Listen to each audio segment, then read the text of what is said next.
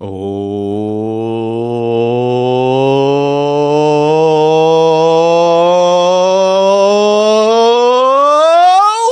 to the Russ Joy Show. I'm Russ Joy. You knew that already because you're smart. It's also the name of the show. Welcome in. Happy Monday. Hope it's a marvelous Monday for each and every one of you out there over on YouTube, Facebook, and X. We didn't put out the notification about the show until 2 minutes before it went live. So I fully expect it's going to be a slow arriving crowd today.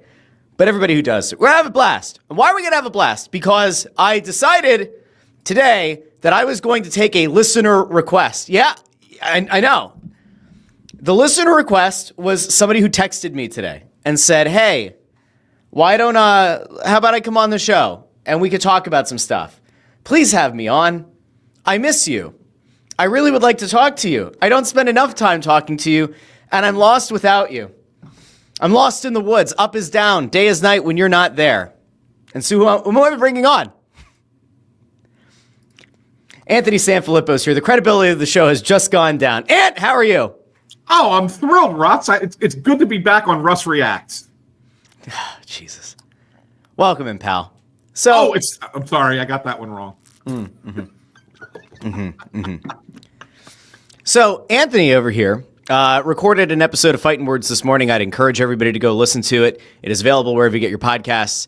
Of course, Apple Podcasts, Spotify, Pandora, Amazon Music, and on the Phightin Words channel and the Joy Media channel, which is also where you can find this here program on the Russ Joy Show channel, the Joy Media channel, and wherever you get your podcasts. So a little cross-pollination here, just a little bit of positivity. We're bringing a little bit of positivity into the world.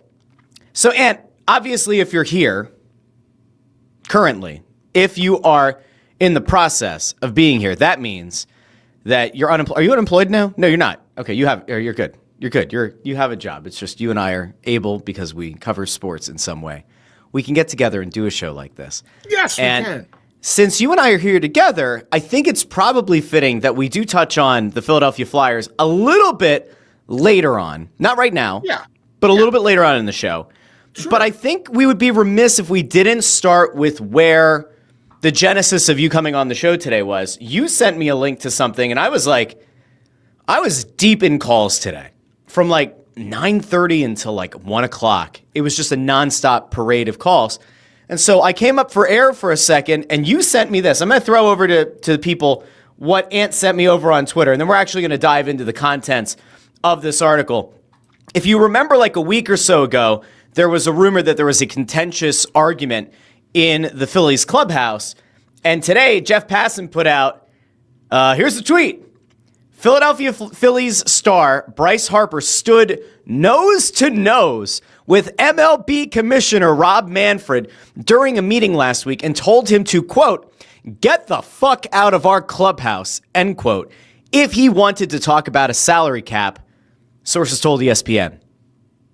I want to dive into this story. I want to dive into how all this happened. But, Ant, since you were down around the team, covering the team, can you give people a little bit of an insight into your interactions with Bryce Harper? You hear about a guy who's like kind of stoic, can be kind of quiet, but a guy who clearly is very fiery on the field, can take that passion into the locker room as well. Give people a little bit more of a holistic view other than like what they see on TV in those scrums and on the field. Let's level set first. Your thoughts on Bryce Harper, covering Bryce Harper, what the guy's like.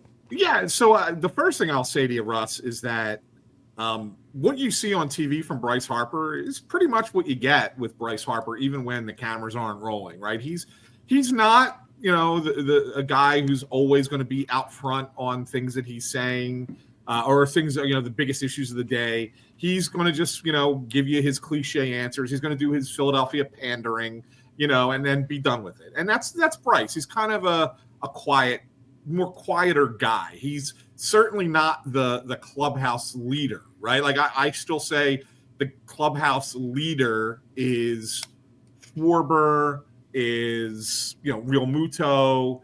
For the pitching staff, it's probably Nola. I know a lot of people don't believe that, but I say it because I see it. Those are the guys that are kind of the leaders in the clubhouse. So when Bryce Harper speaks, no matter what he speaks about, it's always with some thought. right? He always knows that when he says something, it's going to be heard. And it's intentional. So, for example, in the last few weeks, multiple times, he's called himself one of the best players in the game. And I think that was kind of a reminder to everyone that no one's been talking about me for a while. Yeah, I've been hurt, and my numbers are a little below normal, but I'm healthy now. Pay attention. And I think that was the intention of that, right? And it had different meanings for different people, whether it was for the Phillies or for the fans or for Major League Baseball itself. He was sending different messages by saying those things.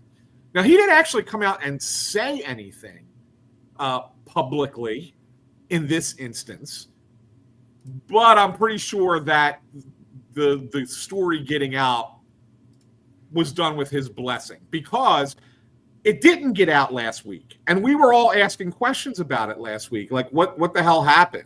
And everybody was kind of like, I don't know, whatever. Like, Castellanos talked about it a little bit on Substack. Our guy, Tim Kelly, asked Matt Strom up in New York about it. Matt Strom, he's another guy who's got no filter. He didn't say anything about it. So obviously nobody was saying anything until Bryce kind of gives it's okay to let it out. And then it gets out with Jeff Passan today. It's pretty wild. I want to kind of go back to one of the first things you said, because we have to circle back around to this as well. You mentioned that Schwarber is a leader in the clubhouse. Interesting. He's still not signed. Seems like mismanagement, but we'll get there a little bit later on. The Harperness of it all, and what I thought was especially funny, and I want to actually go to this part of the story. We're going to throw over here to ESPN.com for this one. They talk about sources. Sources say, and then there's a direct quote or two from Nick Castellanos within the content itself, which is hilarious to me. So it's like, all right, was Castellanos the source for a lot of this? Were there three or four other guys? Probably three or four other guys. But so like to set the context, I guess, like Manfred meets with all the teams and is trying to better the relationship between the league and the players. This clearly didn't go the way that he expected it to. The thing that I guess is notable is that one of the things that Castellanos went on the record about was that he kind of diffused things by saying, I have more questions, and that eventually Harper and Manfred shook hands. But then apparently, this was another one of those sources things, Harper chose not to take calls from Manfred the following day, which is kind of interesting. But that they were both passionate, you're both going back and forth. Is it a bad thing necessarily, Ant, in your mind, for this story to get out the way that it did? Is it a black eye for Rob Manfred, who already isn't a very popular commissioner? Does it kind of go to show that, especially with the Castellanos quote, that Manfred was also giving it back to Harper, that maybe the two of them together, it ends up showing that he's willing to kind of stand up to the players, that he's not a commissioner who gets bowled over by his players like Adam Silver's kind of viewed in the NBA? Where do you land there? First of all, I want you to pull the thing back up again, Russ. I want to show you something else, because you made reference to sources, and then Castellanos is the one that's quoted, right? Yeah. But then there's another line. When reached by ESPN, Harper declined to comment. Yeah. Okay. Through a league spokesperson, which was also interesting. Why? Oh, Manfred declined. Manfred. Manfred declined. Yeah, Harper declined to comment. So Harper declined to comment, but that means he declined to comment on the record. So Harper could well have talked to Jeff Passan. So he could have been one of the unnamed sources. Correct. Could well have been. I'm not saying he was. I'm not saying he was, but could well have been. Okay. So they just kind of put that out there. So my take on this is that, it's interesting because Bryce has never been a guy in the past who has been vocal about the salary stuff in Major League Baseball. He was always one of the haves, right? He was always one of the guys who had one of the biggest contracts, and he was never viewed as a guy who was going to speak for the little guy, right? Who was going to go in there and fight for the guys making less than $1 million a year or whatever the case might be. But now let's look at it this way, Russ. Bryce Harper 2 years ago, it's 2 years ago now, right? Started hinting that he wanted a new contract. It was last year. It was around this time last year when I lost my shit about it. Well, no, but he did it and first mentioned it during spring training. So I think it was spring training of last year that it was first brought up, and then it came back up again around this time last year. Mm-hmm. So the fact is that Bryce now thinks that he's underpaid, and in a lot of ways he is, considering what he's done for the Phillies to this point. And when you look at how quickly salaries have escalated in Major League Baseball, his contract is a damn bargain, right? So in a lot of ways, Harper is underpaid, but he signed the contract. He put it in that he got in there with no opt-outs to get it renegotiated. That was all on him, right? So really he's got to own that. That being said, I think he maybe looks at this as an opportunity to say, hey, it's not all about me. I'm for everyone else. And he goes right at the commissioner. And I say good on Bryce. Good on Bryce for doing this because, first of all, I think Rob Manfred's a terrible commissioner. I really do. But beyond that, I think that the owners in baseball have been just the worst collection of sports figures in any sport that I've ever seen. And it's really bad when you have multiple, and there are multiple owners who don't really care to compete in the sport that they own a team in. Yeah. And so rather than sit there and say, oh, well, we need a salary cap. You know why they need a salary cap, Russ?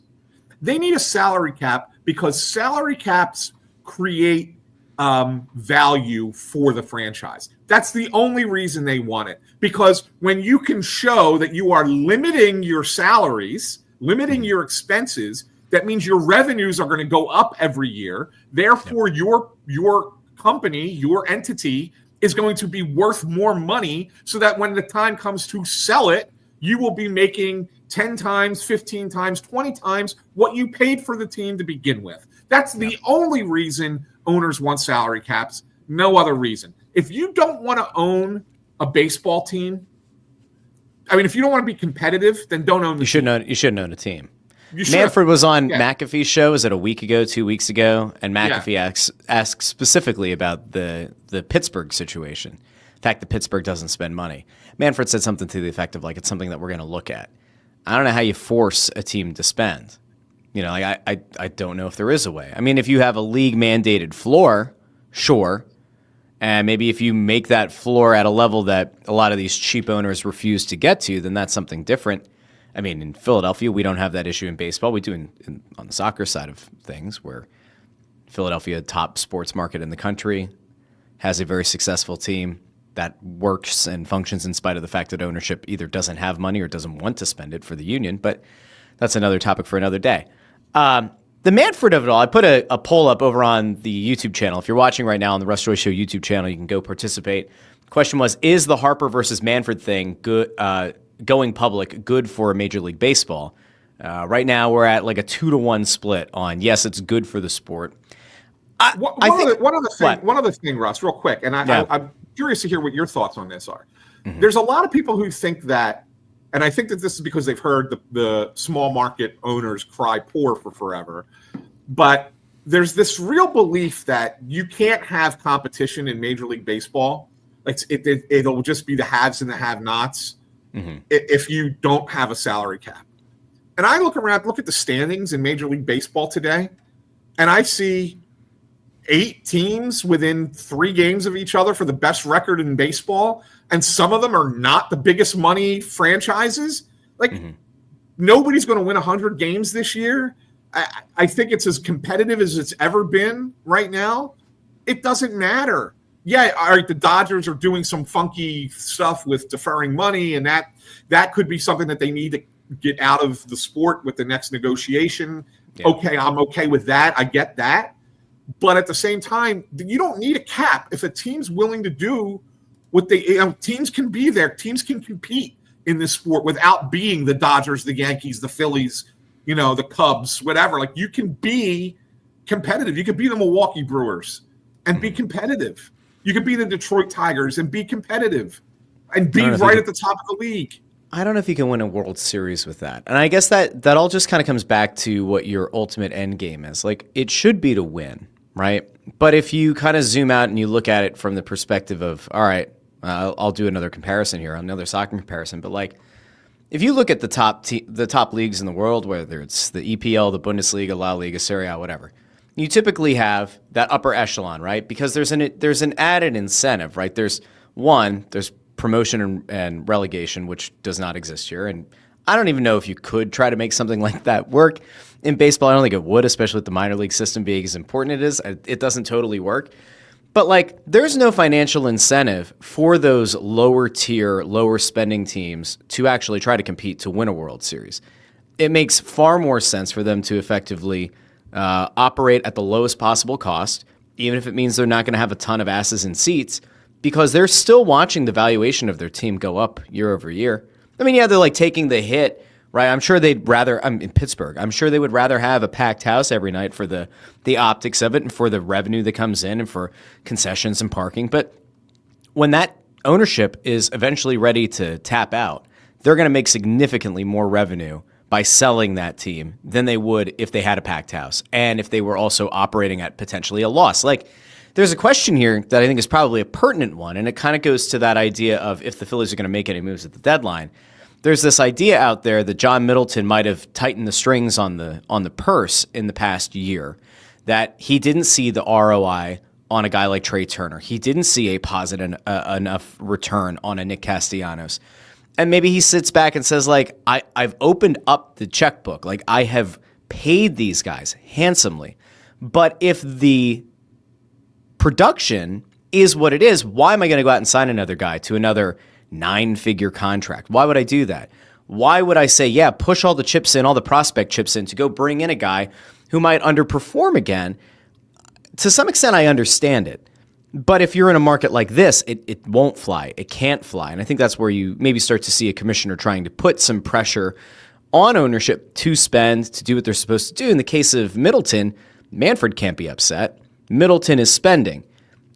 From a Philly fan perspective, I think you could be a little bit frustrated that this team hasn't been as aggressive in the last 2 trade deadline, the past offseason. I think it's a really tricky spot that they're in. And while you're right, you can have teams that don't spend a lot and, are still in the battle for the top spot in all of Major League Baseball, or if they're in a battle for, winning their division. That's all admirable. But ultimately, you're not going to win. The likelihood of you being a low spending team that ultimately wins a World Series to me is like practically non-existent. I don't know. I think baseball's in a really weird spot, but I don't know if a cap is going to help. I think it's more, they should have it. There should be a universal floor. Can we agree on that? Like there should be a minimum spending threshold. Like to not have that seems pretty nonsensical. You're not going to get that without a cap. That's the thing. Like owners aren't going to say, well, you're going to force us to spend X. We got to stop, you from making way too much money, right? Like that's how they're going to fight it back. But look, the reality of it is that there are bad owners in sports. Using Pittsburgh as an example that's probably the worst ownership group in sports. I look at what happened with the A's, right? Here's a franchise that went completely poverty just to get out of Oakland. But now that they're getting ready to go to Las Vegas, they've built up the team a little bit. They have a nice lineup. They're willing to spend a little bit. They spent a little bit last offseason. They're probably going to spend more next offseason. So all of a sudden, oh, by the way, John Fisher's found money, right, to start spending. Where is that? Yeah. To the cushions of the couch. Yeah. A few million. A few million just kind of, we rattled it out of the pillowcase. Yeah. Right? So that's part of it. That's part of it, one. And then the secondary thing is that look at a team like Colorado, who is the laughing stock of the league. Well, they get away with it because people out in Denver go to the games. They don't really care that the team's bad. There's like, this is a cool environment. It's a good ballpark. It's a day out in downtown Denver. It's pretty awesome. They still draw. They still draw down there. So my pushback is, as always, you want people to come to your stadium. You want to sell your tickets. You want to sell your concessions and your merchandise and everything else. Put a good product on the field. Yeah. Even when Pittsburgh was decent, they sold out, right? You make the team good, people will come. That's all there is to it. So do better. Do better, owners. And I say that to any sport. Really, I say it to every sport. You know. If you look at the correlation, I guess, between teams that are spending this year and overall attendance, I'm looking at average attendance. Let me throw this on the screen for the people at home so they have something to take a gander at other than our two handsome mugs. Some would say ugly mugs. Some would say only one ugly mug. It really depends on the person. But let's go to this real quick because this is Major League attendance report thus far. So this is through the Dodgers, 56 home games. They're averaging 50,191 butts in seats. You mentioned Colorado. Oh yeah, sorry. I thought it was. Oh, whoops. That's my B. I had it on the same tab. There we go. We're good now. I'm a professional. But if you look at this, it's kind of crazy, right? Like you mentioned Colorado, and you would think that given how shitty Colorado is and how they've been pretty shitty for a while, that they would have nobody there. You said they have a lot of seats. 30,000. 30,000. They're 14th. 14th. So they're in the top half of Major League Baseball for home attendance so far this season. That's crazy. Yeah. Nuts. Now, this is where it gets kind of sad, though. Like, all right, so we know the situation with Tampa. We know the situation with the A's. Right, that they're displaced teams, right? But man, Miami, 11,000, less than 12,000 a game. And they've been fun this year, the Marlins. The Marlins are a fun team. They're not at the bottom. They're only 6 games out of a playoff spot right now, the Marlins. They're fun. You have the White Sox, the Pope's team. The Pope! The Pope supports this team. Only 18,000 butts and seats. Pittsburgh's where it's sad. And everybody you talk to, I've yet to get out to Pittsburgh for a game. Everybody I talk to says Pittsburgh is an amazing park. It's a place that you have to go to. It might be the nicest ballpark in all of Major League Baseball. You have to go out. I wonder if that's a big part of how they're able to put any asses in seats. Because it's certainly not the on-field product, right? Well, unless Skeens is pitching. But there's nothing else to get excited about. I've only been there for Phillies Pirates, and yes, Phillies fans travel really well, right? But every time I've been to Pittsburgh for a game, it's 30%, 35% visiting team. It's crazy. It's nuts. It's nuts. So I will say that the percentage was a little bit higher yesterday up in the Bronx as I took the family up to go see Phillies Yankees. Of course, we had to go to the game they lost. And Zach Wheeler was very uncharacteristically not Zach Wheeler in that game. And I texted you at the time because we were sitting up in the 400 level. We found cheap tickets on a third-party app that is not to be named until they sponsor the show. But we found tickets, and they were really affordable. And I said to you, Zach Wheeler bounced a pitch 5 feet in front of the plate, and then he hit back-to-back hitters. And I was like, that's weird. I was like, on TV, does he look like he's hurt? Is he laboring?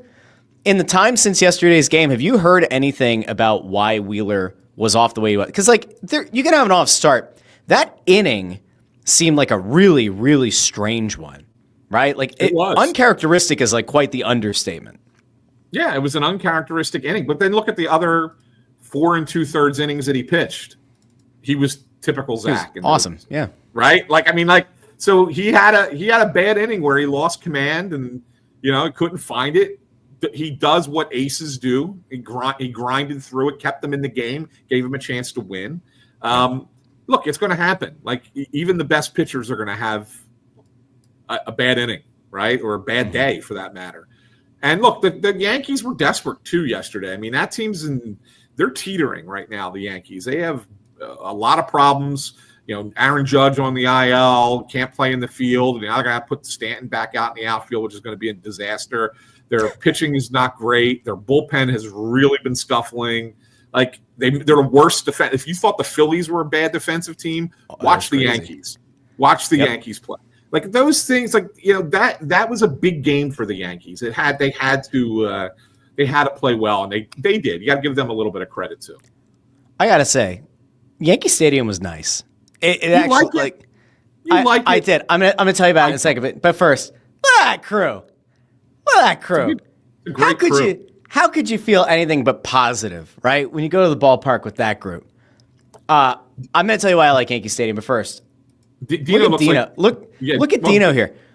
You see him grabbing the seat in front of him? He's locked in for Zach Wheeler. He has no idea what's going on. But that kid was locked in on the game yesterday. I'm going to tell you why I like Yankee Stadium, okay? One, Yeah. parking was kind of a mess, admittedly. The lots and everything The like outside the park, garages, kind of a mess, but it was okay. Getting out of there was significantly faster than getting out of the sports complex. However, you just like go up on a side street. I just drove through a part of the Bronx I was unfamiliar with. You did it on a Sunday. Try doing it on.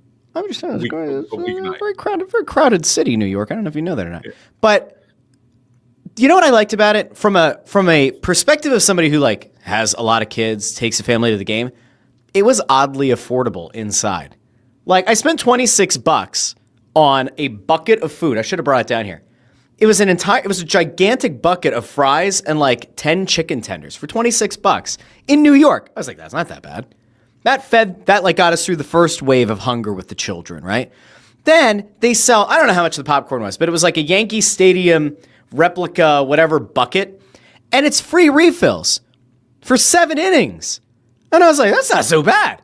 Now, I could tell at the drinks and everything, but they might have been a little bit expensive, very expensive. But like the ability to like take your family to a game in New York, because I think you've been to maybe to an Eagles-Giants game. I've been in MetLife like as they're putting up the prices for the Giants game, and it's unfathomably expensive. I don't know what it is. Like you would think that the Yankees would be price gougers on everything. I'd say like to some extent it might have been more affordable inside for the food and drink than it is at Citizens Bank Park, which seems a little bit off, a little bit crazy. But there were. I will tell you. Take the fam, go to Citi Field in New York, and then tell me you like Yankee Stadium better. I can't go there. I'm telling you. I'm actually banned from that area. I'm banned from Queens. I'm telling you, it's a far better stadium experience at Citi Field. It's a better stadium, better environment, better options with food and beverages and things. It is so much better than Yankee Stadium. You know what actually made me happy, though? So we had a lot of Phillies fans around us, but it was like a pretty mixed section up in the 400 level. The thing that was the funniest to me is there's like a little bit of back and forth. There was no like anger. There was no vitriol, which is kind of weird, right? When you go to a game, you're just kind of used to there being vitriol. There was none of that. And it's almost like everybody kind of lamenting a lot of the same issues. Both teams suck defensively. Both teams have woeful bullpens. That was like a constant refrain the whole time. I was like, all right, like wait until Rodon and Wheeler get out of the game, and then this could go one of 50 different ways.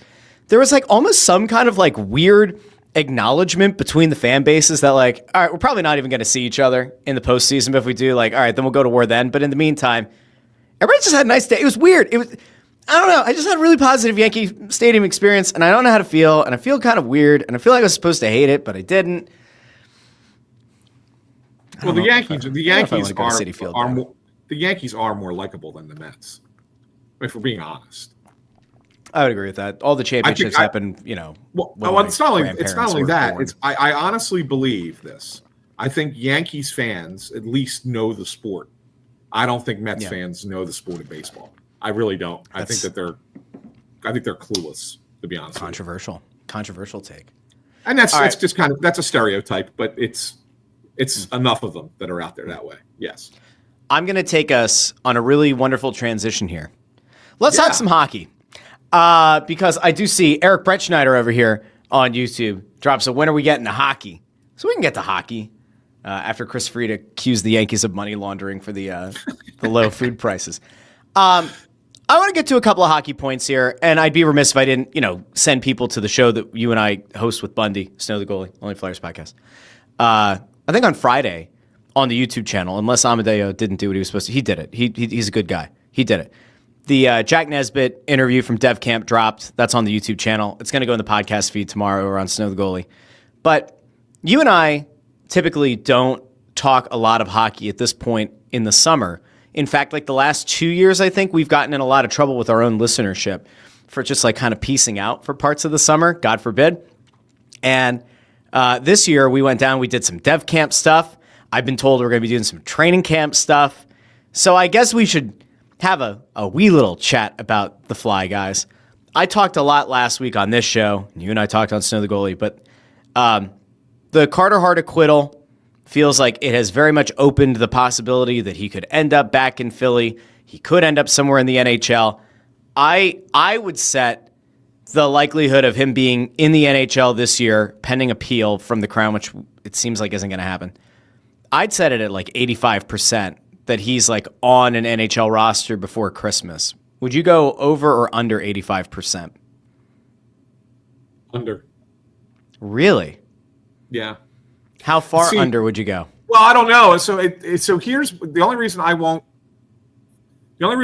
make it really low is because I still think there's a possibility that some team will offer him a contract even if the league has supplemental discipline, which I think is the thing is what's going to hold this up for whoever, whether it's the Flyers or any other team. It's ultimately going to come down to, I think Bettman's going to be digging his heels in a little bit here on this. And I think that he wants to send a message that what happened, even though they got acquitted, that the actual actions that took place that night are not okay. And that I think that the league feels that message needs to be sent. Mm-hmm. And would the NHLPA fight it? Of course they would. Of course, that's what their job is to do, right? But I do think that there's going to be a little bit of a delay here as they review. And I also think that there's going to be some supplemental discipline that comes out. So now the question is, let's say Bettman decides they got to be suspended for another year. Good luck. Well, no. Are you signing them knowing that they may not be able to play for you until the following season? Or are you going to wait for it to play out before you make an offer on a contract? See, that's the thing that's why I won't go zero, because I do think somebody might do something. But I also wonder, like, I don't think the Flyers are a team that's going to be willing to sign a guy and wait. Like, I don't think that's going to happen. Well, I think the only way that you do it if you're a team is if the AAV on the contract is so advantageous you can't say no. So if you're going to take the risk on signing the guy, even though it's unknown whether or not he's going to be eligible to play this year, and it comes at a significantly lower cap hit than you might think it would be if next year he gets the green light from the league to negotiate with teams a year from now, and that's going to raise the AAV of the contract. That's the only reason you do it. The thing I don't get about it is, like, I'm not exactly a secret with, like, how I feel about this whole thing. I said it on this show. I said it on Snow the Goalie. Like, I don't think it's worth the headache. I would also stand pretty resolute in the thing that, like, a lot of people just don't seem to fully understand, which is that not guilty doesn't necessarily mean innocent. Correct. It just means that you've not been proven guilty beyond a reasonable doubt. For some people, it's hard for them to grasp that concept. They equate those two things as being one and the same, and they're not. If I take a dump on a rug and it was an accident, and you tried to get me to pay for a new rug and said that I maliciously chose to poop on a rug, but you ultimately didn't prove beyond a reasonable doubt that there was intent and that I pooped on the rug intentionally, technically, I'm not guilty of intentionally pooping on your rug, but I did poop on the rug, right? Like, there's still damage done there. This is a bad analogy, especially given what the case is, but, like, it's a simple analogy. I should have used a dog. Dog would poop on a rug. I wouldn't poop on a rug. But, like, there's still something that was done. There's still something that happened. So I don't think it's worth any of these teams bringing in a Carter Hart, or certainly any of the other guys. The other guys mostly stink, right? Like, they're at best, like, what, bottom six guys? Like, they're not worth bringing in. The headache's not worth it. Hart's the only one that is. I guess the question, Ann, is how does a commissioner get to decide that somebody who is acquitted of a crime, that they have to, like, go through an appeal process to get back in the league? I mean, I might not agree with it. I might think that testimony and everything was reprehensible from that trial.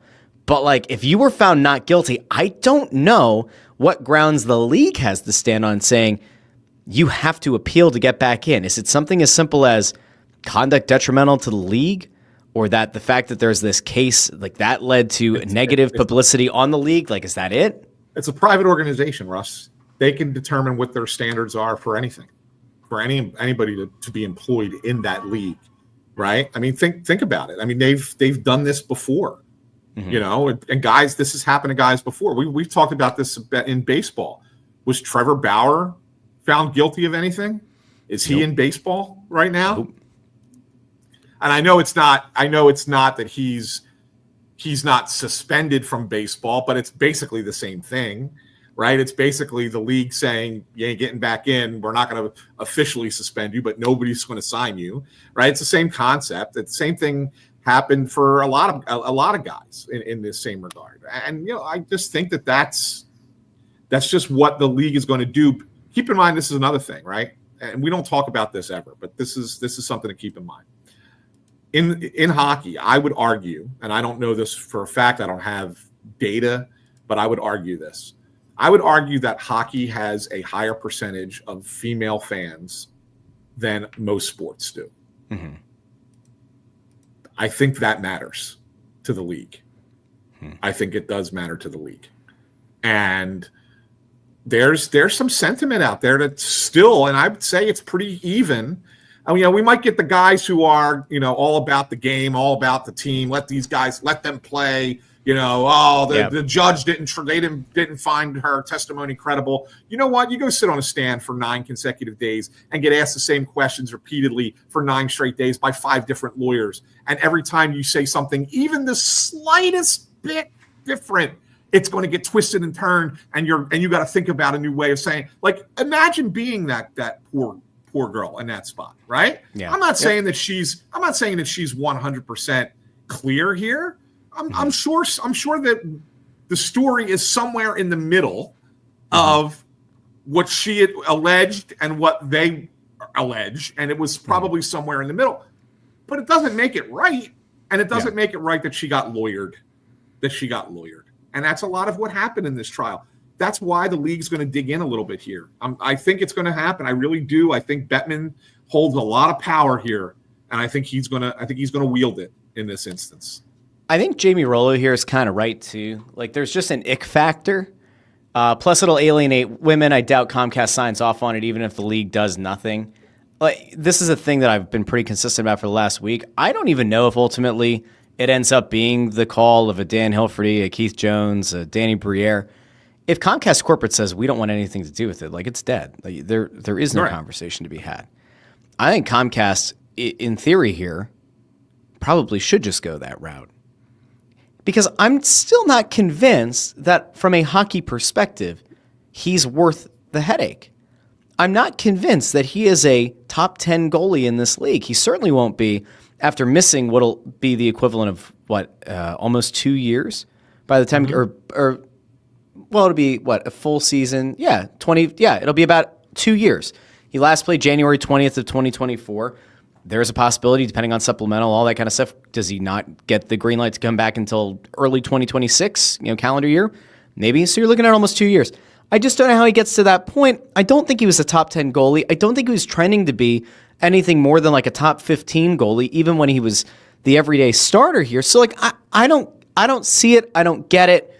I do see there's so many comments. I'm not pulling the comment up here, but because I want to throw one other thing out there. Go ahead. Seriously, let's just play this game. Let's imagine the league lets them back in. Let's imagine Carter Hart gets back in, whether it's with the Flyers or another team or whatever. What do we remember about Carter as a goalie when his time was here? Do we remember the time when he almost had a meltdown talking to us about how emotional he was, want to just get back to the sport I love, when he was going through it, right? Like, here's a guy who's struggled with this a little bit before. And I'm not trying to make light of it, but it's certainly something that he's dealt with in the past. Yeah. Do you honestly think that this guy is going to go out there, play hockey, and not hear it from 29 other cities for whatever team he signs with? That he's going to be, that's all people are going to do, or chant the whole time, and it's going to be in his head, and he's going to get inundated relentlessly booed. And if he comes in here and he's anything other than Patrick Waugh reincarnate, correct, the dissenters in the crowd are going to get louder, and then the people who are supportive of him coming back, if he posts an 870 save percentage for a month to start the season, they're all going to turn against him. And then I think a lot of the good social equity that Danny, Jonesy, Hilferty have put together It's all fucking gone. The second that they decide bring him back, they are going to lose probably somewhere around 40% of fan sentiment. Like they're instantly, it'll be gone, right? Because you have to figure it's probably less than 50-50. So we'll go 60-40. 60 in favor of him coming back, 40% of him not. That 40 is going to already just be like, fuck these guys. They only care about the results. They don't care about everything else around it.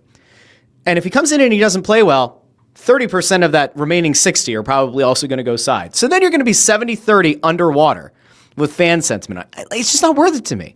No, for a guy who's a career .906 save percentage, just barely sub 3 goals against. I get it. Teams in front of him were bad. I understand it. We can do all the breakdowns of home and away stats.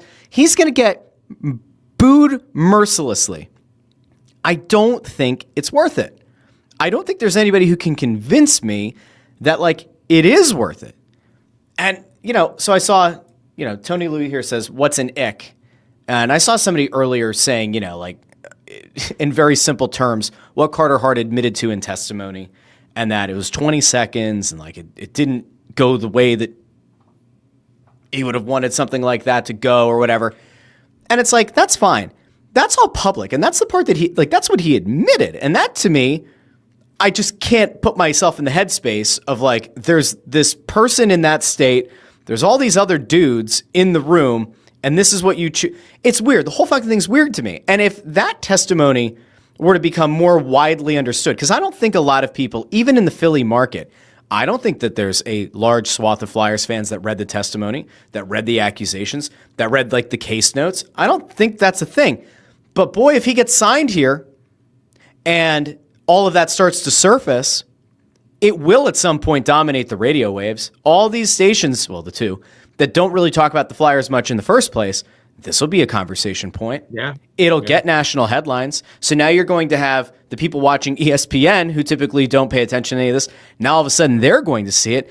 It's going to spread like wildfire. And the only thing I'll say, and there's nothing behind this, but like, you better hope that there are no other people who have ever felt even remotely gross around any of these players if you're a team that's considering signing them. Because the second that you do, if there are people who maybe have had a negative experience with that player at some point in some kind of a behind closed door scenario, good enough chance they're going to come forward. And boy, that's a compounding headache. That's a compounding issue. It's not getting talked about. It doesn't feel like anybody's acknowledging it. But man, like, it's not signing a guy in a vacuum. There are so many other things that could factor into like this being a disastrous choice. And with all of that in mind, Anthony, are you here? I disagree with Chris on this. Saying local sports radio won't cover it during an Eagles season? Yeah, I disagree. It will be talked. It will be discussed. It won't be a long thing. It won't carry on for weeks upon weeks. But when it happens, it will be discussed for a couple of days for sure. Yeah. I guess, and my overarching point here is I think it's gross. I think it's weird. I don't like any of it. I don't think that it, even if you wanted to try to pass this off as it was an innocent encounter, whatever, there is a stain on these players. There's a cloud over these players. This is not the kind of thing that you want to project to your fan base, that you want to project to like little kids that are going to idolize these. There's just so much to it. And yet, I can't help but feel there is a chance the Flyers will consider or already are considering signing Carter Hart, bringing him back with all this baggage. Is there anything that you can say right now to tell me? No, they're not. They're not. They've already ruled it out. No, they have not already ruled it out. Which it floors me because a year ago, you ask anybody in that organization, it was like, ain't happening. He won't play here again. And now all of a sudden it's like, well, maybe something's changed. I just want to know what has changed. What makes it worth it? The second that somebody can present me like a coherent argument for it, I'm willing to have the conversation. I don't think it's a coherent argument, Russ, but I think what it is I think that there is there's a way things have always been done in the sport of hockey. Mm-hmm. And maybe in other sports as well, but I think it certainly breeds in hockey. where it's all about the boys, it's all about the team, and it's all about protecting your own, and guys getting away with stuff. I mean, for years, the stories that we can never tell that we know happened with certain players and certain guys and how they got away with stuff. It's just one after another, after another, after another. And so the reality of it is like it's a boys club, and and that's really what it tends to be, right? And there's a big faction of people who don't want that to be the case anymore. Yeah, don't want it to be a boys club anymore. They want the sport to change so that it doesn't happen again, that you don't have another one of these situations crop up in the next 5 to 10 years. And to be honest with you, the people that are really at fault here, more than even these players who were teenagers who did something stupid, are the adults who kind of fostered it. Yeah. Right. And fostered that environment for this kind of thing to happen, to be throwing them a big blowout party at this country club and having them drink underage and all that stuff.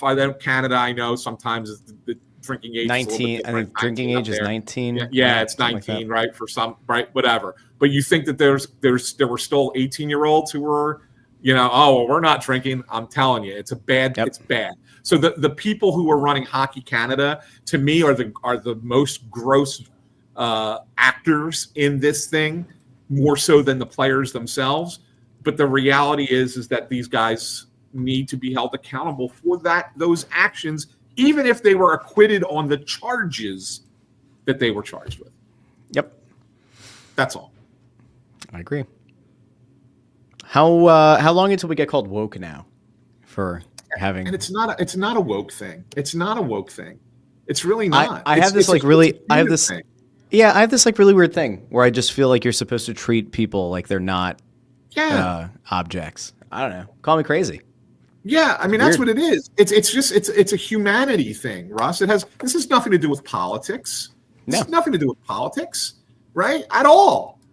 And the funny thing is if people knew us, like we are some of the least woke people in the media that are around.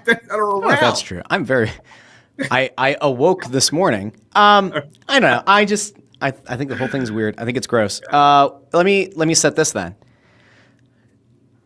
You and I are talking on this show in 2026, July 2026. Is Carter Hart a member of the Philadelphia Flyers organization? July 2026? September. I'm going to get you on the technicality because you're going to do the supplemental thing. The 2026-2027 season, is Carter Hart a member of the Philadelphia Flyers organization? I think there's a possibility. I can't. It's a yes or a no. Don't give me a. Well, no, it's a yes or no.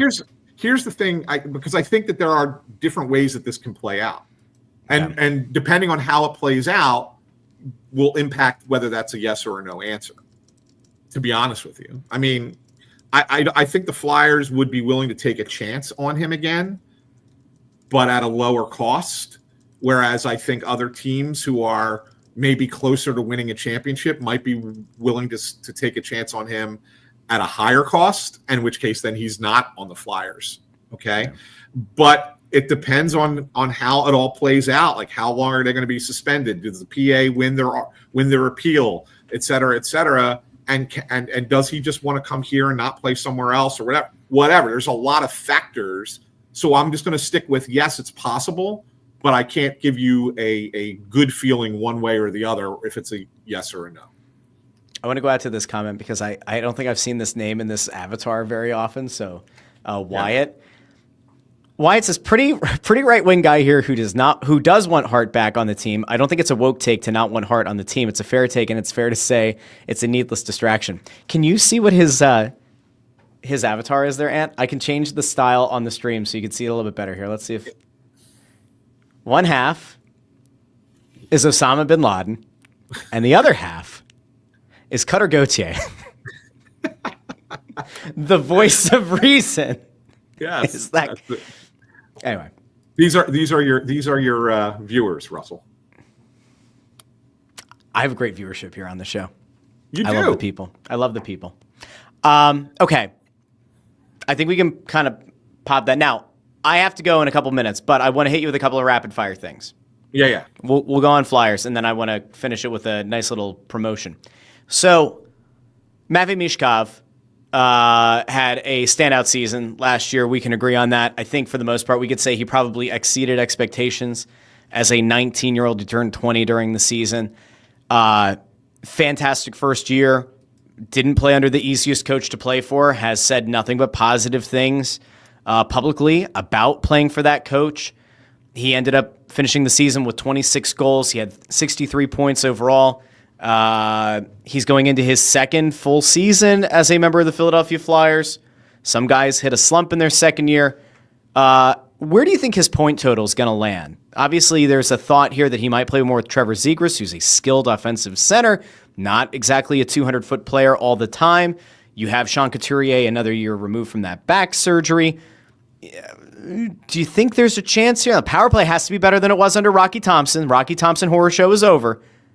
Is it fair to say, like, we should expect him to get over the 70-point threshold this season? Is that unfair if he's healthy? Like, where do you land? I think it's pretty similar. Really? Yeah, because I think second seasons have a tendency to be a little bit of a challenge sometimes. Mm-hmm. But I think he's good enough of a player that he's not going to take a step back. So I think it's going to be similar. I think you're probably looking in that same, 65 to 70 point range, 25 to 28 goals. I think he, maybe gets to 30. But I don't think you're suddenly going to find that he's scoring 40 goals, 50 goals. I don't think he's there yet. But I mean, no, if he gets to, there's, I know you see one of the comments over there you haven't put up yet, but Peter Tom Willis is calling it a point per game. I did. I mean, 82. I mean, I don't know if he gets to 82. I think that but in somewhere in the 70-point range, I think is fair. I think Casual Warzone guy is right. I would not be, because I think the power play is going to be significantly better, because it has to be. I think 30 goals is in play this year. It's I would assume that, like, overall, team's a little bit better. I could see a non-zero chance that he gets to like 40 assists. I think 70 should be like the barometer. If he goes anywhere over 70, you're thrilled. If he somehow becomes a point per game player in his second year, I mean, that summer of 2026 trying to get a free agent to come here, if you're coming off a guy who, between his age 20 and 21 seasons is going to go point per game, you're not going to have a hard time finding centers that want to be on a line with that guy. Have the sports books put out a point total yet for him? What a great question, Anthony. I hadn't looked, admittedly. Let me go check this one really quick. I would assume that somebody had to by now. Hold on.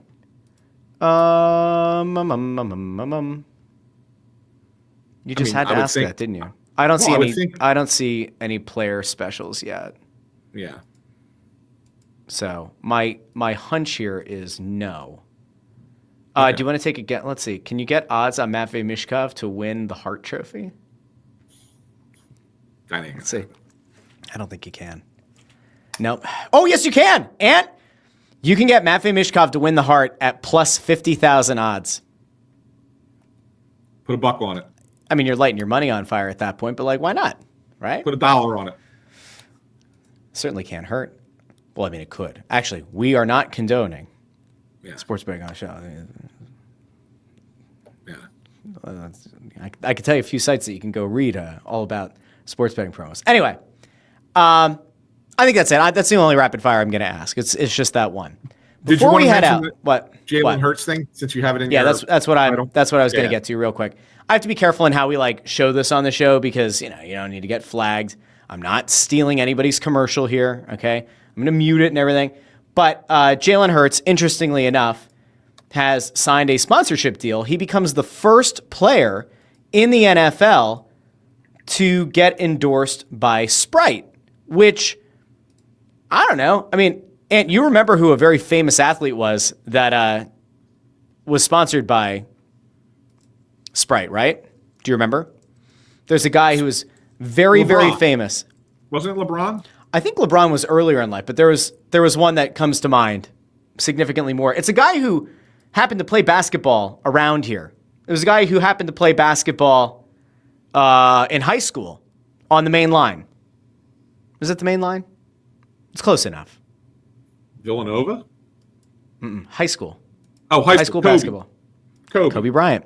So Kobe Bryant, if you remember, like there's a pretty iconic commercial, and he's like standing out on the blacktop, and he's got the bottle. Well, anyway, Jalen Hurts becomes the first NFL player sponsored by Sprite. Pretty interesting. The guy's marketable. You know, for somebody who like keeps everything like very even, right? He never gets too high, he never gets too low. He's got something to him. I'm going to have you back on the show at some point. I know that in the past you haven't always been the biggest Jalen Hurts guy. And you also are the one who wrote that horrible hit piece about Carson Wentz years ago. Right? That was you? SanFilippo. Oh, yeah. Got it confused, yeah. Yeah. I don't know. I like Jalen Hurts. I think Jalen Hurts is oddly a marketable guy. He's marketable because he's the quarterback of the Super Bowl champions, who happen to be the most talked about football team in the NFL right now. So, yeah, he's marketable. There's no question about it. If I was Sprite, I would hitch my wagon to him as well, too, for right now. And I thought that the best part of that commercial, though, I got to give them credit. I think it was pretty smart when they have the reporter say, do you benefit from pretty privilege? I saw that. The pretty privilege was good. It was a good line. Good line. It was, yeah. All right, well, two people who don't benefit from pretty privilege all the time are you and me. That's right. Only sometimes. Yeah, that's right. Ant, let the people know where they can find you and what you're working on.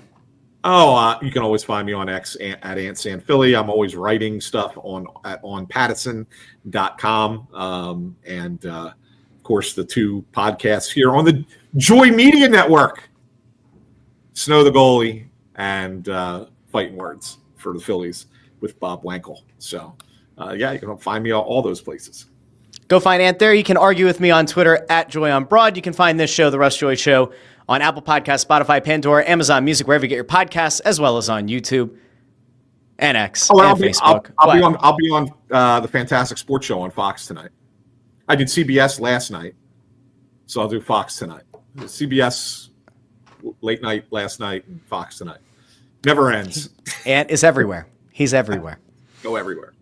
Yeah. I'll talk to each and every one of you on Wednesday. Until then, this has been the Russ Joy Show, and I've been Russ Joy, but you knew that already because you're smart. It's also the name of the show. Talk to all of you on a wonderful Wednesday. Have a marvelous Monday. Talk to all of you very soon here on the Russ Joy Show.